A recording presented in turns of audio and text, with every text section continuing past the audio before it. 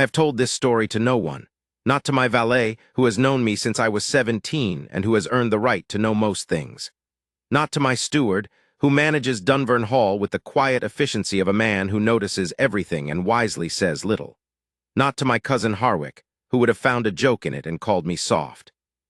I have kept it folded inside me for 4 years now, and I suppose that is why I am telling it at last, because folded things accumulate weight, and because I am no longer the man who received her in that stone entrance hall on a gray October morning, and she deserves to have it said aloud by someone. Her name was Ilara Voss. I ought to have known it when I signed the contract. I had read it, of course. I was too careful a man to sign anything I had not read, but the name had appeared to me then as a legal notation rather than a person. The terms were clear. Lord Voss's debts had grown to a sum that threatened to swallow the Voss estate entire, and in exchange for the settlement of those debts, his eldest unmarried daughter would enter a formal marriage arrangement with the Duke of Dunvern. Me. I had agreed not out of any desire for a wife, but because the Voss estate was adjacent to my own northern holdings, because a marriage by contract was tidier than a foreclosure, and because my solicitor had assured me the girl was of an age to manage a large household. I had not thought much beyond that. Dunvern Hall is not an easy house to arrive at. It sits on a ridge of moorland north of the valley, gray stone against gray sky for 6 months of the year, and the road up to it is long and exposed and does not recommend itself. I had lived in it my whole life and found it entirely appropriate. It was the house of a man who did not particularly wish to be approached, and it looked like one. She arrived on a Tuesday, in a carriage that had seen better decades, and which deposited her at the foot of my entrance steps, with the reluctance of something releasing cargo it could not keep. I watched from the library window, as I watched most arrivals, to form my first impression before the formalities. What I saw was a young woman in a gray traveling coat that was clean but visibly mended at the cuffs. She was not tall. Her hair was dark, arranged simply under a bonnet that was likewise mended. She did not look up at the house the way most visitors did, with either eagerness or apprehension, but stood for a moment with her hands folded over her small bag, and seemed to take a single, deliberate breath, as though bracing herself for something she had long since decided she would survive. I noted this. I did not yet know what to do with it. There is a particular quality to a person who has learned not to expect kindness. They do not perform bravery the way people who have rarely needed it perform bravery. They simply move forward, one step at a time, because moving forward is what they have always been required to do, and there is no point making a production of it. I would come to know this quality very well in the months that followed. That morning, at the window, I only noticed that she squared her shoulders before she moved toward my door, in the way of someone approaching a thing she had not chosen but had decided to meet without flinching. My housekeeper, Mrs. Elton, met her at the door. I descended a few minutes later, when the carriage had gone and Ilara had been brought into the entrance hall. She turned at the sound of my step on the stair and curtsied with a precision that suggested she had been practicing it. That precision, I understood later, was what a girl looked like when she had been told all her life that she had nothing to offer except correctness. "Miss Voss," I said. "Your Grace," her voice was quiet, it did not shake. "I trust the journey was not too arduous." "No," she said, and then, after a pause of the sort that told me she was choosing her words, "Thank you for your concern." I had not been especially concerned, but she had said it as though she meant it, and I found I could not be entirely dismissive of that. I showed her the hall as custom required, the principal rooms, the long gallery, the drawing room she would use in the mornings. I explained where I expected to take meals and where I did not. I gave her the name of my steward and told her she could consult him on matters of household management. I was thorough and I was cold, because thorough and cold was how I ran Dunvern, and I had seen no reason to change that on her account. At the end of the tour, when I asked if she had questions, she said, "Yes, where is the library?" I showed her. She looked at the shelves for a long moment, at the books that had not been catalogued in 20 years, that had accumulated in the quiet disorder of a man who read widely and organized nothing, and she said, "May I use it?" "It is open to the household," I said. "Yes, Your Grace." She said it softly, and I left her there. What I am telling you is that I noticed nothing those first days. That is important. I want you to understand that I was not moved by her arrival. I thought her unremarkable. I thought the contract convenient and the person, she was a person, I did grant her that, tolerable. I returned to my correspondence and my estates and my autumn accounts, and I gave her very little of my attention. She did not ask for attention. That was the first thing I failed to understand. The library. I discovered 3 days after her arrival that she had begun to sort it. Not dramatically, not in the aggressive reorganizing fashion of someone asserting themselves, but quietly and systematically, working in the early mornings before the household stirred. I came down for a book I needed on the 4th morning and found the first 3 shelves in the eastern alcove arranged by both subject and date, with small slips of paper marking the groupings. The slips were in a hand that was careful and small. I stood looking at them for some time. I did not mention it to her. But I looked, and I came back the following morning and looked again, and I was aware, with the particular annoyance of a man catching himself at something he had not intended, that I was looking forward to seeing what she had done next. The library took her 2 weeks. I do not know why she did it. She did not ask my permission, which I realized later was not arrogance but the opposite. She did not think her presence mattered enough to require approval for something so small. The girl who had been told she was a liability to her father's house and a line item in a contract did not expect to be noticed, and so she did things of quiet usefulness without announcing them because she had no expectation that they would be seen. I was beginning to see them. The second thing, she had a way with my aunt, Lady Morrow, who was 73 and difficult, and who had lived in the east wing of Dunvern Hall for 11 years following the death of her husband, and whom most of my guests made every effort to avoid because she was deaf in one ear and inclined to say whatever she thought and had very little patience for courtesy that concealed condescension. My household was courteous to her and terrified of her in roughly equal measure. Alara sat with her. Every afternoon, without instruction, she walked to the east wing and sat with my aunt and listened, or talked, or read aloud, with none of the performing patience I had seen other women deploy, that careful, exaggerated kindness that looks like kindness from a distance, and is actually something cooler beneath. Alara simply sat. She did not speak loudly into my aunt's good ear with the patronizing clarity people used when they assumed old age and deafness were accompanied by a diminishment of mind. She spoke normally and turned her face so that my aunt could read what she could not hear, and Lady Morrow, who could detect a condescension at 40 paces, received this as the unremarkable respect it was, which is to say she received it with visible relief, as though she had not been offered it in some time. Lady Morrow, who had not laughed in my presence in 2 years, laughed at something Alara said on a Wednesday in the 3rd week of October, and the sound came through the east wing corridor and reached me in the hall outside, and I stopped walking. I stood there in my own corridor, listening to my aunt laugh, and I could not have explained why the sound affected me as it did. Only that it was the first time since Alara's arrival that I had been made to feel the texture of a thing I had not noticed was missing from the house. "She is not what I expected," Lady Morrow said to me that evening before dinner. She was not a woman who qualified her statements. "Most girls you bring here expect to be admired." "I have not brought many girls here," I said, which was true. "No, that is why I mention it." She looked at me with the assessing gaze of a woman who had lived long enough to dispense with subtlety. "The Voss girl does not expect to be admired, she expects to be overlooked." "It is a different thing." I poured her wine and said nothing, but I had heard it. It was my steward, Croft, who brought the matter to my attention more plainly. A fortnight after Alara's arrival, he came to me with a question about the household accounts for the East Quarter, a matter of coal allocation for the winter, and mentioned, in the particular way Croft mentioned things he wished me to address, that Miss Voss had been overlooked at supper the previous evening. A visiting party of local families had taken up the table, and Alara, whose contracted status was ambiguous in the social hierarchy, not quite a wife, not quite a guest, had been placed at the far end with the older unmarried daughters, where she had been given an undercooked portion of the first course and then ignored for the remainder of the meal. Croft did not say this with any heat. He said it as a logistical observation, which was how Croft said everything. But he had come to me with it at 7 in the morning rather than leaving it to the weekly household review, and that told me what he thought. I sat with it through breakfast.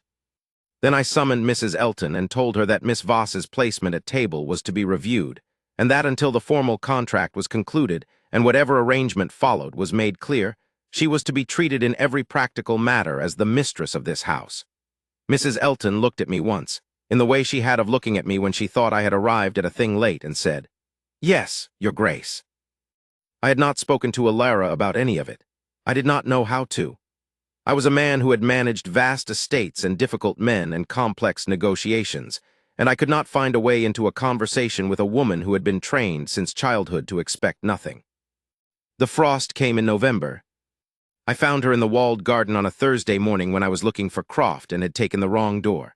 The walled garden in November was nothing, bare beds, the last of the herbs black at their edges, the stone walls gray and damp.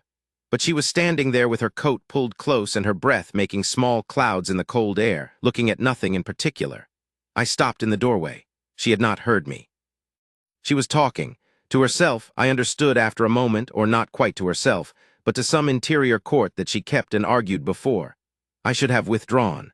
I am not a man who eavesdrops. But her voice carried in the frost-still air with a quiet clarity that held me at the threshold before I could decide to leave. She said, "What would you know? You are worthless, what would you know?" It was not angry. That is the thing I could not unhear. It was matter of fact, the tone of a woman repeating something so thoroughly believed that it had stopped requiring emotion. A recitation. Something her father had said, or her mother, or society, or all of them together, said so many times over so many years that she had taken it in and made it her own and now administered it to herself, efficiently and without rancor. She turned then and saw me. Her color changed, she straightened. "I beg your pardon, Your Grace, I did not hear you." I thought of several things to say. I said, "There is frost on the rosemary, you should cut it back before it splits." She looked at me a moment, then she looked at the rosemary. "Yes," she said. "I will." I left the garden, but I carried what I had heard back into the house with me, and I set it down in the center of myself where it stayed. I am not a sentimental man, I want to be clear about that. I did not stand in my study and compose an inner speech about a woman wronged. I do not work that way. What I did was think carefully and practically, the way I thought about every problem, about what it would mean to have believed at the core of yourself that you were worth nothing, and what it would take for someone to show you otherwise. Not tell you, not make a speech at a dinner table, show you. I was a man who understood the difference between a gesture and a proof. I began with the books. I had observed in my slow way that she read broadly and with genuine appetite, that she was not performing intelligence to impress anyone, but simply found the world more interesting through a book than without one. I had books she had not found yet. I began leaving them in the library for her, not prominently, not in the way of a man displaying largesse, but slipped into the shelves she had recently reorganized, so that she would come across them in the natural course of her reading. Nothing was inscribed, nothing explained. I wanted her to find things, not receive them. She found them. I know because I passed the library one afternoon, and she was sitting in the window with one of them, and she was not reading it. She was holding it, looking at the spine, with an expression I had no word for then and would find one for much later. December. The household Christmas preparations began, and with them the expected influx of family visits, my cousin Harwick with his wife, 2 of my aunt's relations, and a handful of neighboring families whose obligations required acknowledgement. Alara managed this.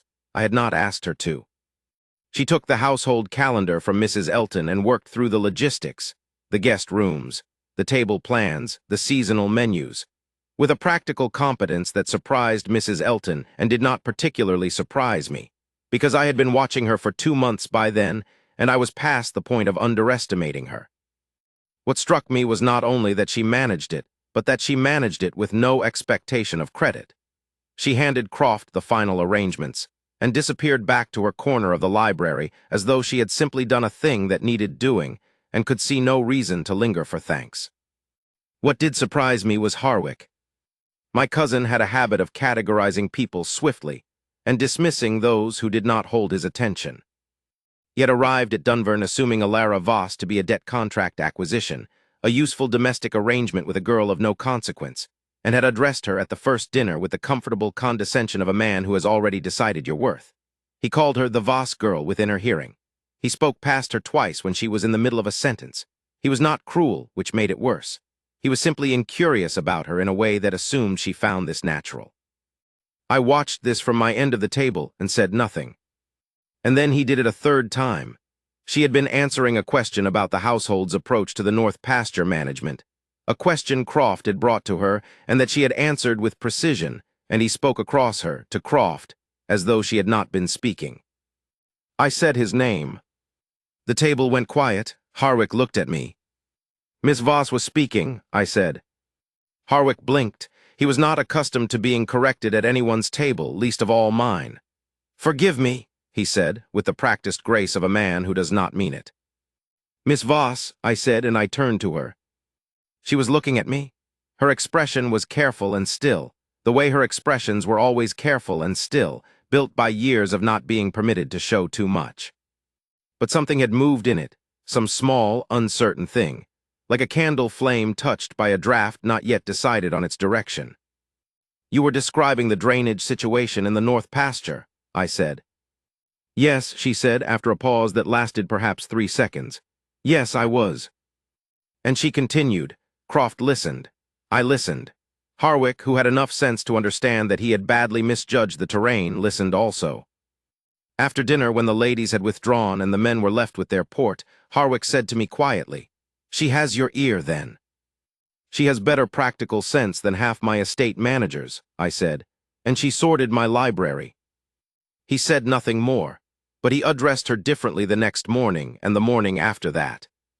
Winter proper arrived in the 2nd week of January, a snow that came down hard over 3 days and locked Dunvern in a white stillness I usually found oppressive, and that Alara, I discovered, found something close to beautiful.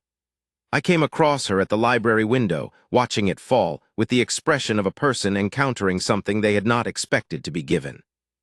I stood in the doorway, as I had stood in the garden doorway 2 months before. This time she heard me. "It is excessive," I said. "Yes," she agreed. "I find I do not mind excessive things when they are beautiful." She said this as though testing whether she was permitted to have opinions about snow, which she was and had always been, and which no one had thought to tell her. There was a habit she had that I had noticed, of saying a true thing and then watching to see whether it would be corrected. She had been corrected so often that the habit had become automatic.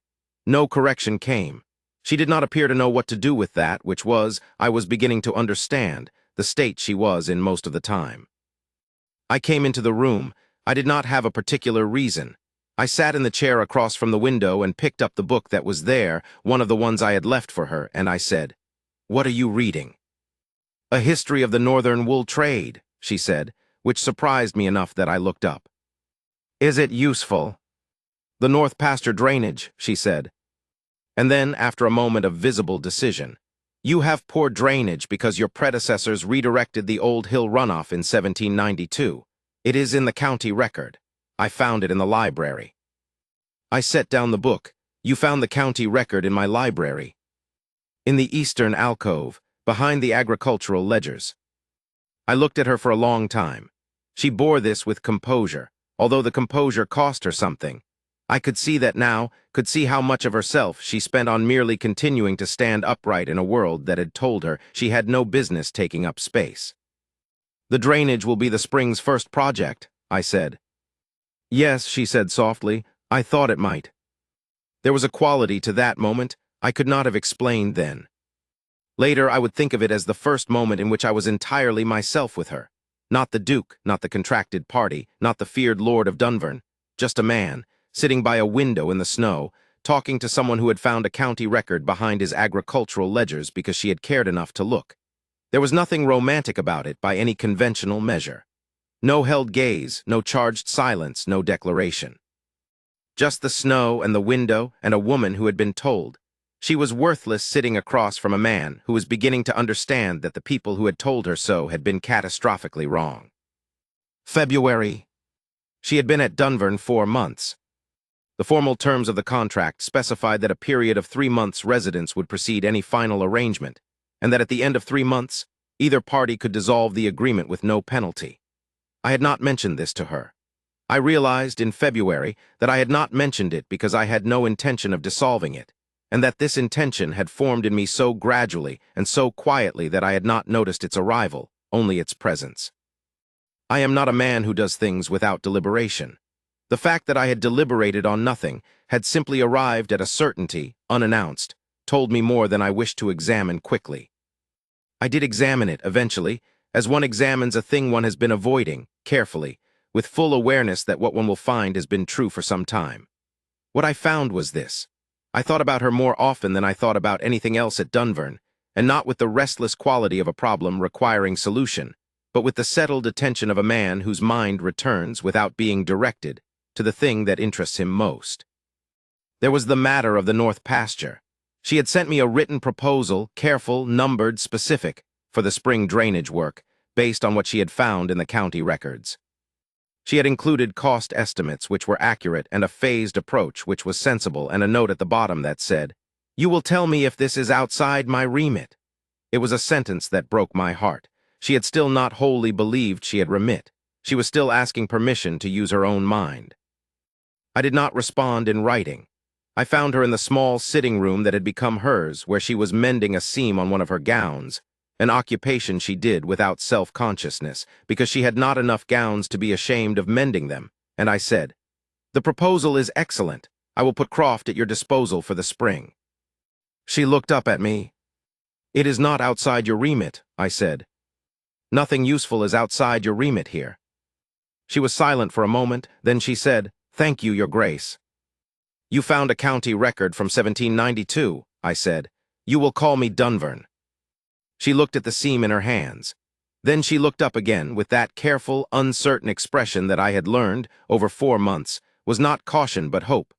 The kind of hope that a person carried very quietly because they had been disappointed enough times to know not to show it.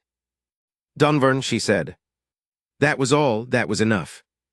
March, the dissolution window had opened in November and closed in February, and I had let it pass without a word, and she had not mentioned it. Whether because she did not know, or because she was determined to expect nothing, I could not tell.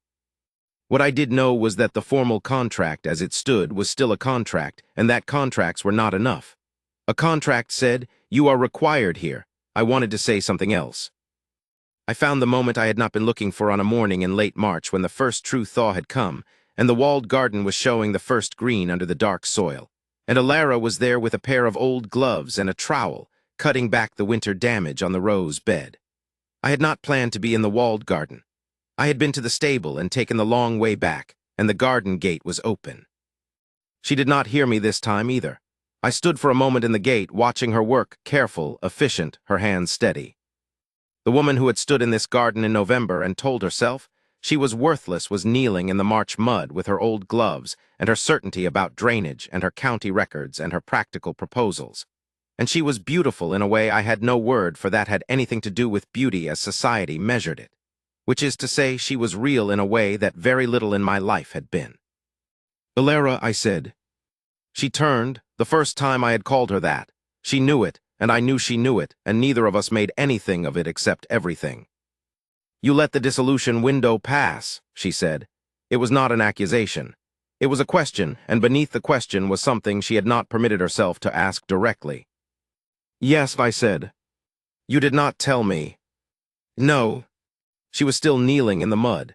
She did not stand. I came into the garden and crouched down near her, which was not a dignified posture for the Duke of Dunvern, and I did not particularly care. "You said in November," I said, "that you were worthless. In this garden you said it to yourself." She went very still.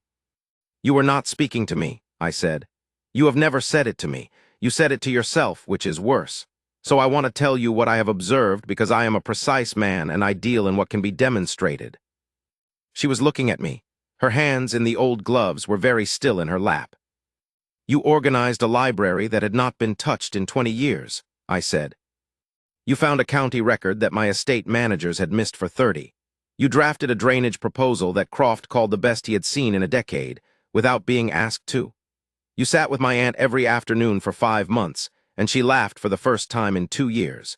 You managed a Christmas household of 14 people with no instruction and no acknowledgement. You mended your own coat cuffs because you did not expect anyone to notice, and you should have been told long ago that someone noticed. The garden was very quiet, a bird somewhere. These are not the things a worthless person does, I said. These are the things a person of extraordinary worth does in a house that was not telling her so. That is my failure, and I intend to correct it." She blinked. There were no tears, but they were near. Not the tearfulness of a woman overcome, but the tearfulness of a woman who has been carrying a weight for so long that having it acknowledged by someone else's hands is a physical thing. "Dunvern," she began. "I am asking," I said. "Not requiring. The contract is a contract. I am asking something different. I am asking if you will stay, not because the terms require it, but because I cannot think of this house without you in it, and I cannot think of any sensible reason to pretend otherwise." She looked at me for a long time. The garden, the mud, the early spring, and the cut-back roses. "Yes," she said at last. Just that, but she said it the way she said everything, precisely, without excess, meaning exactly what it contained. I helped her up. She left one old glove in the mud, and I picked it up for her, and she almost laughed at that, almost, and then did. And the sound of it was the best thing that had happened in that walled garden, or in me, in a very long time. We were married in May, quietly in the chapel at Dunvern, with Lady Morrow and Croft and Mrs. Elton as witnesses, because Alara wanted no fuss and I wanted whatever she wanted. There was no ballroom. There was no society to astonish. There was only the chapel and the morning light through old glass, and the woman I had received on a gray October Tuesday as a line item in a contract, standing beside me in a gown that was simple and perfectly her own. I have told this story to no one, but it is time to say it plainly, even if only to myself. She told herself once that she was worthless. I have spent 4 years showing her otherwise, not in speeches, not in grand gestures before a crowd, but in county records and drainage proposals, and her name said aloud in a room of people who had never thought to say it, and a lost glove picked up from garden mud on a March morning. She is the Duchess of Dunvern. She has transformed the North Pasture drainage, managed an estate of 900 acres, and made my aunt laugh approximately 4 times per week. She is the most capable person I have ever known, and the most honest and the bravest, because courage, I have learned, is not the absence of fear.